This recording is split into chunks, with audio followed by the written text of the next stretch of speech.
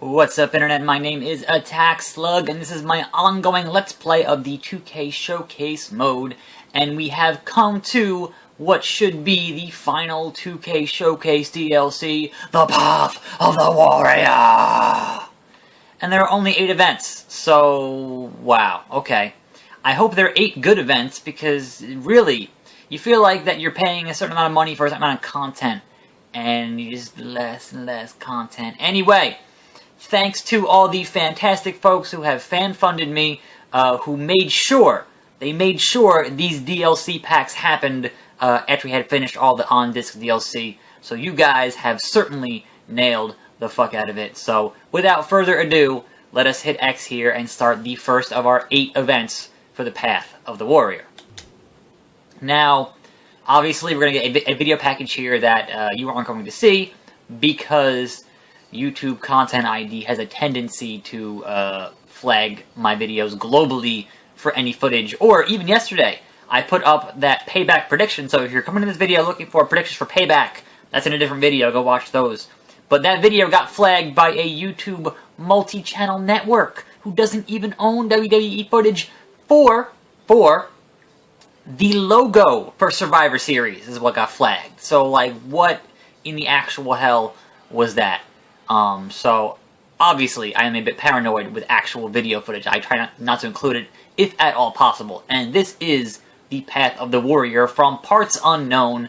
Now, this whole showcase pack is interesting because this was before I watched wrestling. This is like late 80s, early 90s. I started watching wrestling in 94. My first pay-per-view was SummerSlam of 94.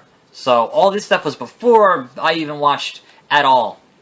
Now, obviously, throughout the years, I've certainly watched enough old stuff back. Like, I've certainly, through the network and through, even before the network, old DVD packages and whatever else. I've certainly watched enough that, yeah, obviously, I know guys like the Honky Tonka Man, and Jimmy Hart and that kind of stuff. But the particulars on this stuff is a bit, like, I don't know. Like, obviously, I know that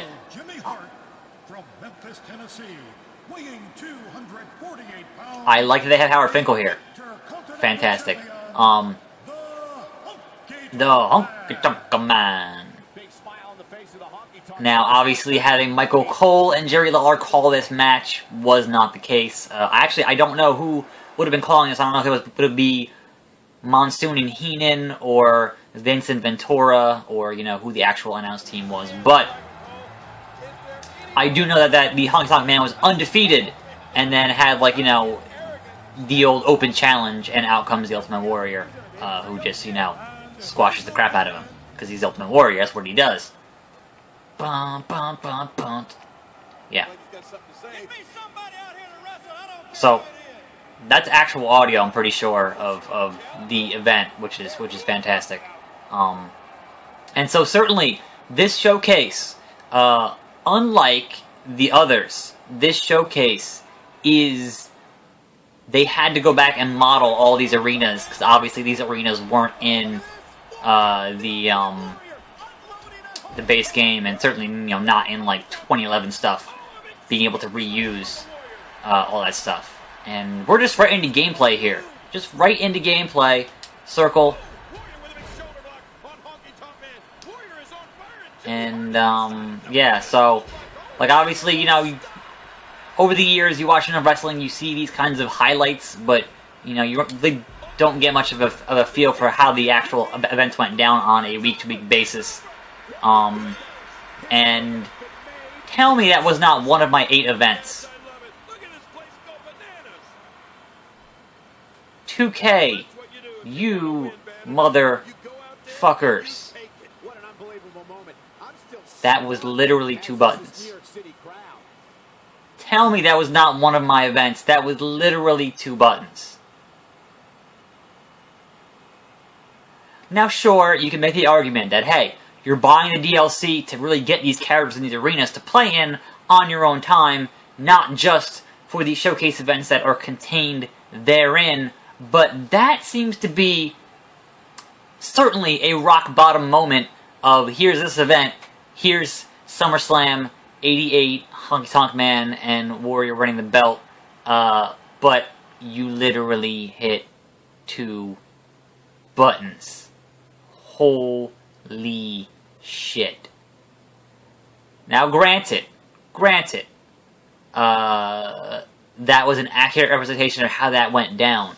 That was very accurate. However, not allowing you to actually play it is kind of messed up when you only have 8 events in this showcase DLC. That's it. Only 8. Not even 9.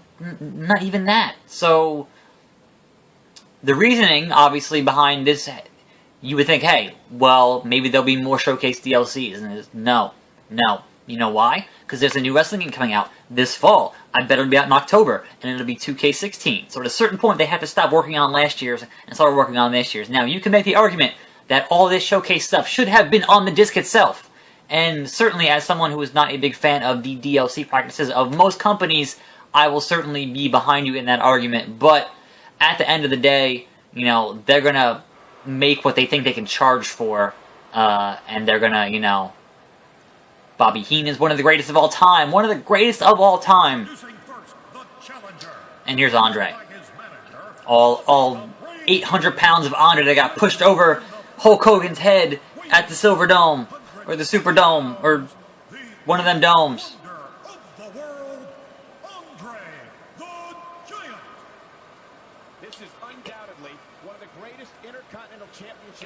So, certainly, Saturday night's main event was a thing that obviously I never watched because they kind of stopped doing them for a while. I remember they brought it back at some point in the 2000s, like the, you know, like 08, 09. I think they had done like 1 or 2 with like Cena. I remember Cena and Great Khali at a Saturday night main event. I'm pretty sure. I could be wrong, but I'm pretty sure. This was one of those deals where they had, you know, with NBC to run these, and they kind of never really announced them that far ahead of time, and just like that week, oh, by the way, we're gonna have this. But this was obviously before I watched, so I never got to actually see Andre wrestling while he was still wrestling. Like that was before my time. So, all right, so here we go.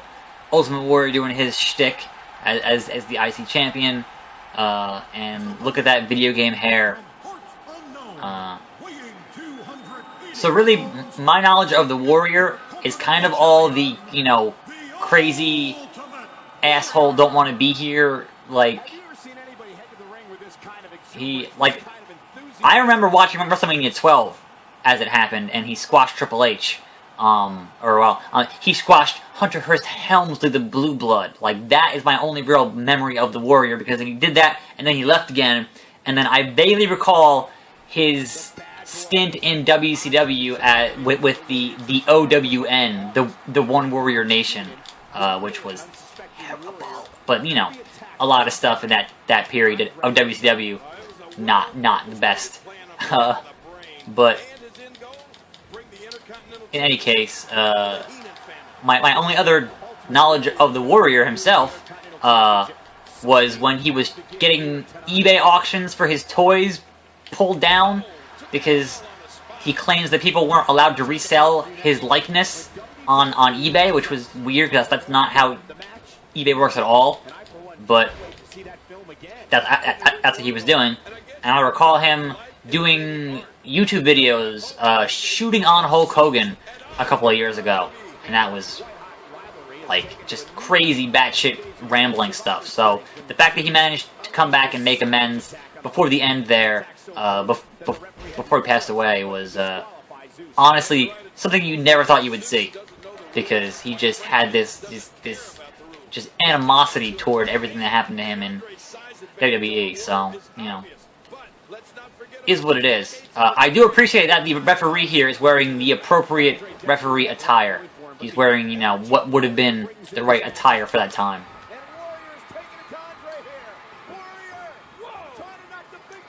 Oh, out of the ring. Yeah, I don't like Michael Cole calling this stuff. But, like, obviously, if it was, like, a Heenan thing, you can't have Heenan record stuff because of his throat cancer. And obviously you can't have Monsoon because he passed away. And you wouldn't get Ventura because Ventura is like off the grid now. You can't find Ventura. He's lost his goddamn mind. It's all conspiracies. Moderately damage Andre. Nope. Here we go. Here we go. But never happened. Here we go. Woo! Biggest double axe handle of all time.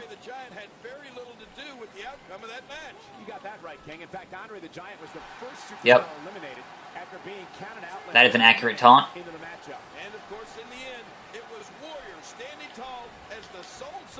What the hell was that? There we go. I was just trying to clothesline there. And Bobby Heenan's like freaking out, which is great.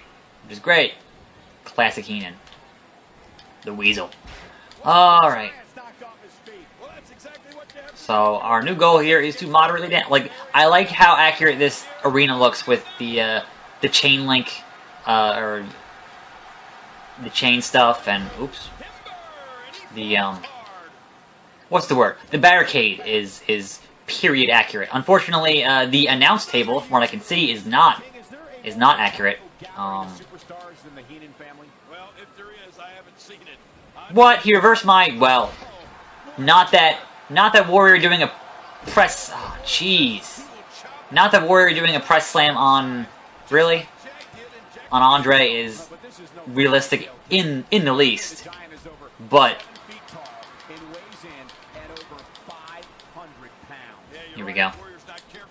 Some knee lifts to you. Boom.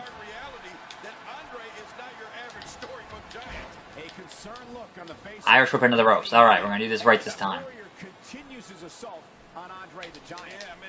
Tapping it. Not holding it, just tapping it.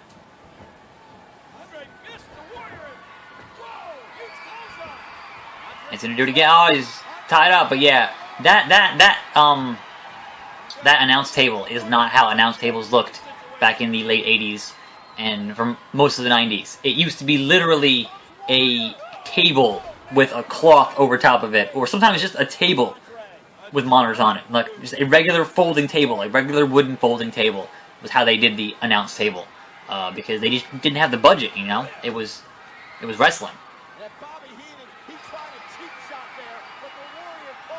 But eventually, production values, you know, increased as the business went through its boom periods. Referee, call the damn match. There you go. I was going to say, where is the bell? Back when things like the closed fist were way more, hey, he's doing this. That's where Seth Rollins got it from.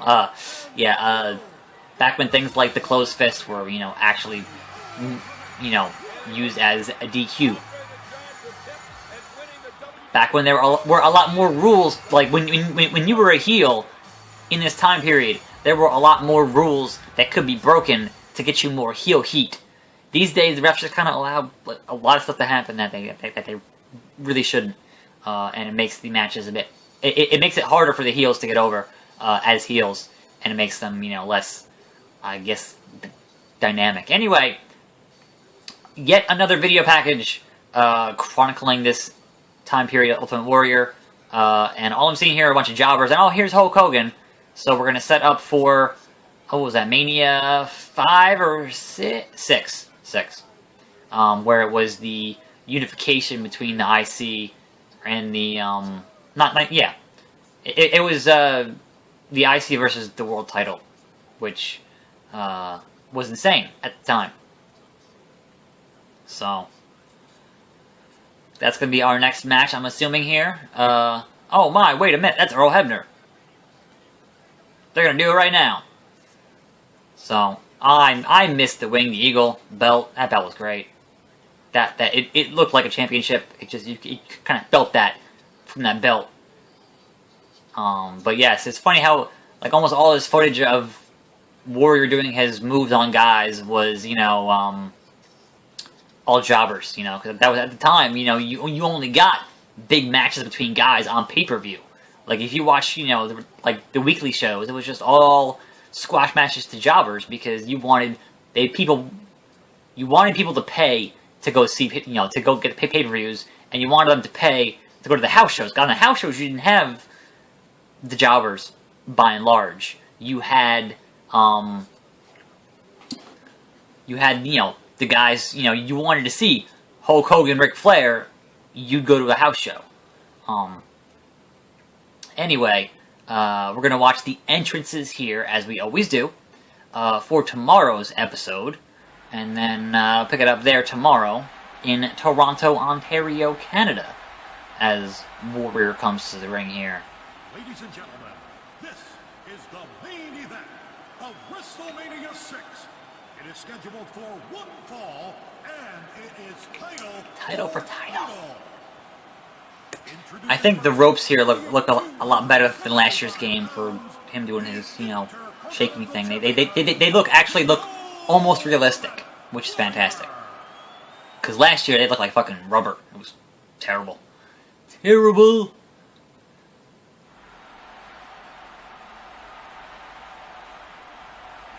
But yeah, I wish they had modeled an accurate announce table.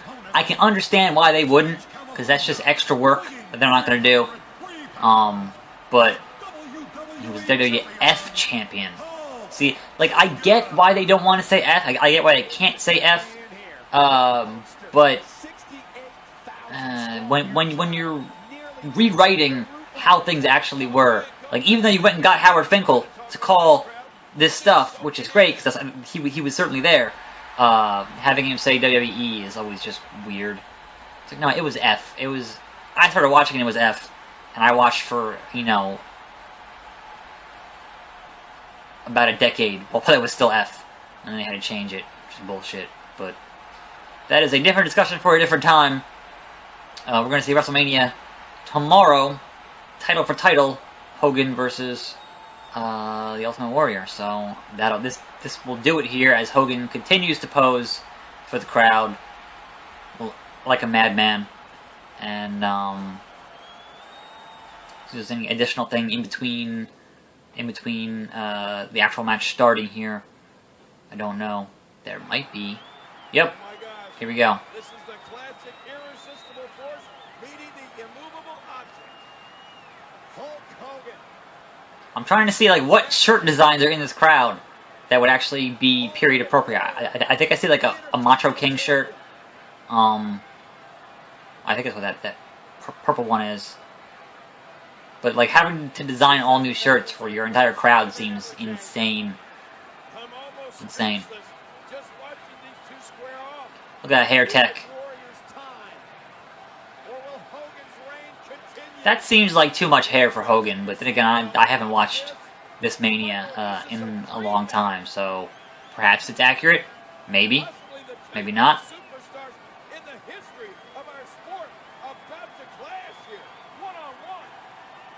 Hogan talking trash. And oh, here we go.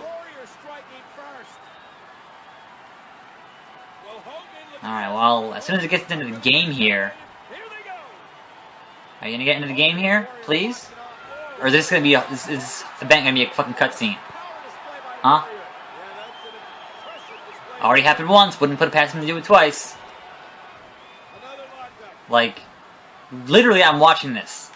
I get an occasional controller rumble, but alright, that looks like gameplay. That looks like gameplay. And gameplay. Okay. So that will be tomorrow's episode of the 2K Showcase mode, Path of the Warrior. And yeah, that first event was literally 2 buttons. 2. Getting real cheap there, 2K. Getting real cheap there. Anyway, as always, I am your host, Tax. This is my ongoing let's play of the 2K Showcase mode for 2K15 for the PS4 final DLC, Path of the Warrior. And I'm Tax. I'll see you next time, right here on this channel. And I'm out.